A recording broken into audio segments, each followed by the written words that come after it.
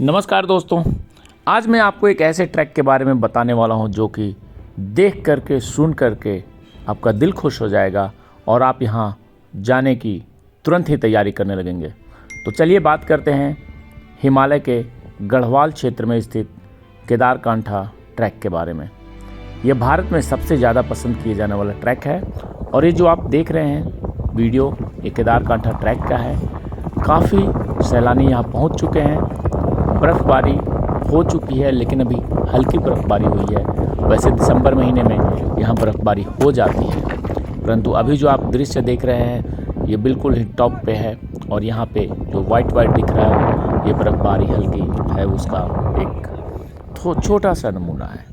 ये समुद्र तल से लगभग 3800 मीटर यानी कि 12,500 फीट की ऊंचाई पर है। केदारकांठा उत्तराखंड के उत्तरकाशी जिले में है और केदारकांठा के लिए यह माना जाता है कि यह भारत का सबसे बढ़िया विंटर ट्रैक है। पूरे देश और विदेश से काफ़ी सैलानी आते हैं और इसी वजह से सर्दियों के मौसम में ट्रैकर्स के द्वारा केदारकांठा ट्रैक किया जाता है। वैसे इसके एक प्रसिद्ध विंटर ट्रैक होने के पीछे बहुत सारी वजह है, जिनमें से कुछ मैं आपको बता देता हूँ।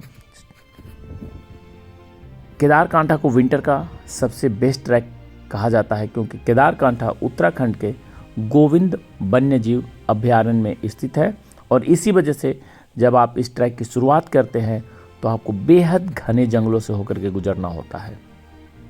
मैं आपको बता दूं कि आप जब ऋषिकेश से जाना चाहते हैं तो ऋषिकेश से शांकरी एक जगह है, करीब 8 घंटे का रास्ता है। वहाँ आपको गाड़ी से जाना होगा। ऋषिकेश और देहरादून से गाड़ियाँ मिलती है। फिर आप शांकरी पहुँचते हैं और शांकरी से ये ट्रैक स्टार्ट होता है केदारकांठा का।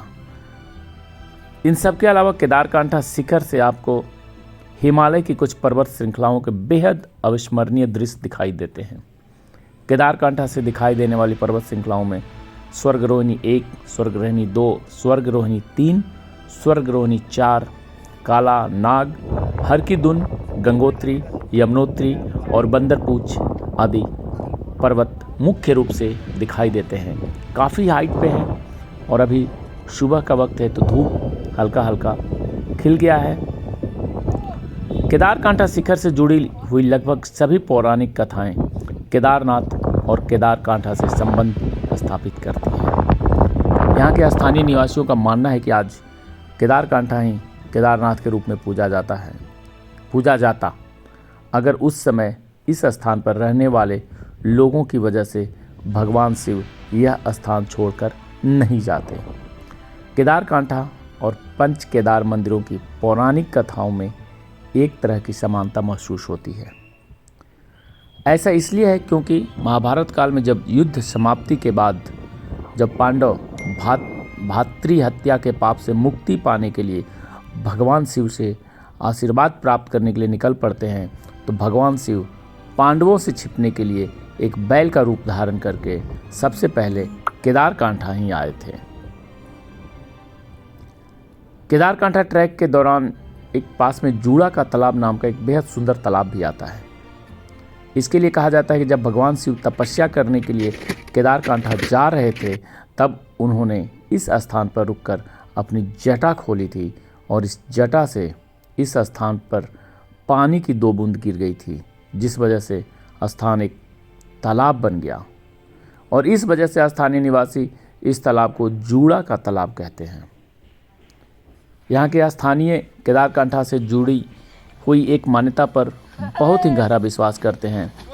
लोगों का कहना है कि केदारकांठा में भगवान शिव का त्रिशूल सदियों से उनकी रक्षा करता है। उनका ऐसा मानना है कि त्रिशूल की वजह से ही यहाँ बहने वाली पवित्र नदियों में कभी भी पानी की कमी नहीं होती है। केदारकांठा जब भी आपकी जाने की इच्छा हो तो विंटर में जाएं। वैसे आप चाहे तो पूरे साल में किसी भी समय केदारकांठा ट्रैक कर सकते हैं, लेकिन आपको मानसून के मौसम से केदारकांठा ट्रैक से बचना चाहिए।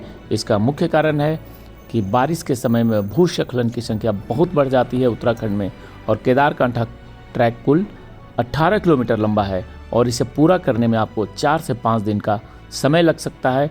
केदारकांठा ट्रैक की कठिनाई का स्तर मध्यम श्रेणी का माना जाता है।